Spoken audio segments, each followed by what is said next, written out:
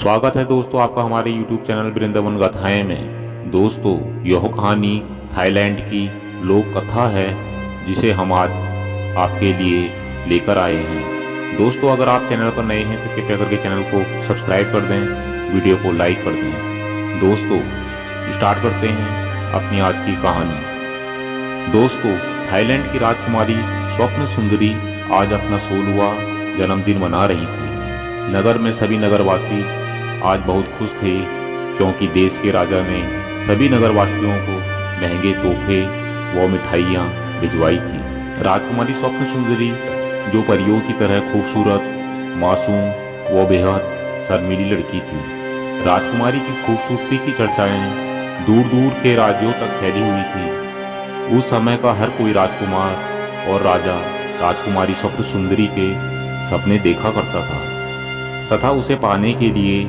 जतन किया करता था।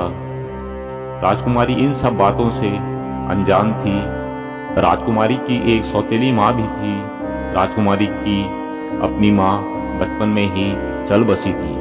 राजकुमारी की माँ चाहती थी कि उसकी शादी एक ऐसे राज्य में हो जो शादी के बाद उसके राज्य को हड़पने का जतन न करे, क्योंकि रानी का एक बेटा था जो अभी बहुत छोटा था। रानी चाहती थी कि बेटा बड़ा होकर राज्य की बागडोर संभाले, लेकिन राजा का मोह राजकुमारी पर ज्यादा था और वह अब बूढ़ा हो चला था। रानी हमेशा चिंता करती थी कि राजा इस कारण से राजकुमारी का विवाह कर राज्य की जिम्मेदारी अपने दामाद को न सौंप दे। इसके लिए रानी कई प्रकार के षड्यंत्र करती और कई पड़ोसी राजाओं से मिलकर गुपचुप तरीके से इस विषय पर चर्चा करती।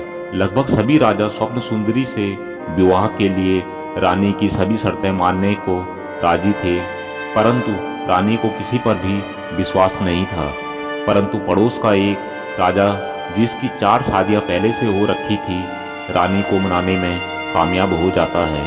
उसके पास एक बहुत बड़ा तांत्रिक था जिसने तंत्र विद्याओं में महारत हासिल कर रखी थी। वह राजा बड़ा दुष्ट प्रकृति का था।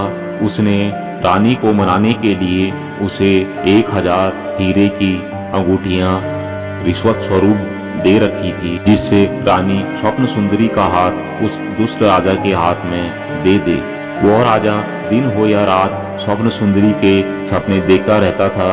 राजकुमारी की माँ इस दुष्ट राजा को आश्वासन देती है कि सही समय पर वह राजा को इस विषय में बताएगी और राजकुमारी के विवाह के लिए मना लेगी। दुष्ट राजा तांत्रिक से कहकर एक आत्मा को राजकुमारी पर नजर रखने के लिए भेज देता है और रानी से बेहद सख्त लफ्जों में कहता है कि राजकुमारी को कहीं बाहर न भेजा जाए, जिससे कि किसी पराये मर्द की नजर राजकुमारी पर पड़े। राजकुमारी का आज 16वां जन्मदिन था, लेकिन राजकुमारी खुश नहीं थी। वह अब भी उदास थी क्योंकि उसे इस मौके पर भी बाहर नहीं जाने दिया जाएगा और वह यह जन्मदिन भी महलों की दीवारों में कैद होकर मनाने वाली थी। राजकुमारी अपनी दासियों से इस विषय पर बात करती है, लेकिन वो सब रानी के डर से मदद करने से डरती थी। राजकुमारी को एक दिन चुपचाप चोरी छिपे राजमहल से बाहर निकलने का मौका मिला और वह राजमहल से भाग निकली। वह वहां के एक प्रसिद्ध थोक बाजार में जाना चाहती थी, जहां पर बड़ी भीड़ होती है, जिससे उसे पहचाने जाने का खतरा बहुत कम था। वह अभी भी महल से कुछ दूर हुई निकली थी कि दुष्ट राजा ने जो आत्मा उस पर नजर रखने के लिए भेज रखी थी, वह सचेत हो जाती है और राजकुमारी के पीछे पीछे चल पड़ती है। उस आत्मा ने राजकुमारी की मन की इच्छा को भांप लिया था, इसलिए उसने राजकुमारी को भटकाकर बाजार की तरफ नहीं बल्कि एक घनघोर जंगल की तरफ पहुंचा दिया था। अब घनघोर जंगल और राजकुमारी और एक अदृश्य आत्मा जिसके बारे में राजकुमारी को कोई आभास न था। धीरे धीरे शाम घिर आई थी। कुछ पशु पक्षियों की आवाज कानों में गूंज रही थी। दुष्ट आत्मा धीरे धीरे उसे जंगल में खंडहर पड़े एक सुनसान बंगले की तरफ ले गई। कुछ दूर चलने पर राजकुमारी की आंखों के सामने वह खंडहर महल था। राजकुमारी को वह महल बहुत सुंदर प्रतीत हुआ। वह महल के अंदर चली गई। वह आत्मा यह सोचकर कि अब राजकुमारी यहीं रहेगी, अपने राजा को वह बात बताने के लिए निकल पड़ती है। इसी बीच राजकुमारी महल के अंदर जाने पर काफी डर जाती है और रोने लगती है। जंगल में रहने वाला चरवाहा उसकी आवाज़ सुन लेता है। वह खंडहर महल के बारे में जानता था। वह महल के अंदर गया और राजकुमारी को दूर से देखा जो रो रही थी। चरवाहे लड़के को उस पर दया आ जाती है और वह धीरे धीरे उसके पास गया और उसे बड़े प्यार से उसका परिचय पूछा, यहाँ आने का कारण पूछा। राजकुमारी ने कहा वह यहाँ भटकते हुए आप पहुंची है। चरवाहे ने राजकुमारी से साथ चलने को कहा। राजकुमारी काफी डर चुकी थी और उसके साथ चलने के लिए राजी हो गई। दोनों चरवाहे के घर को चल पड़ते हैं। रास्ते में चरवाहे लड़के ने बताया कि उसकी एक भैंस खो गई है। वह कई दिनों से घर नहीं आई है।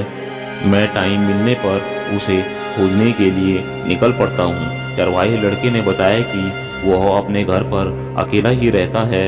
यहाँ पर वह काफी समय से रहता है।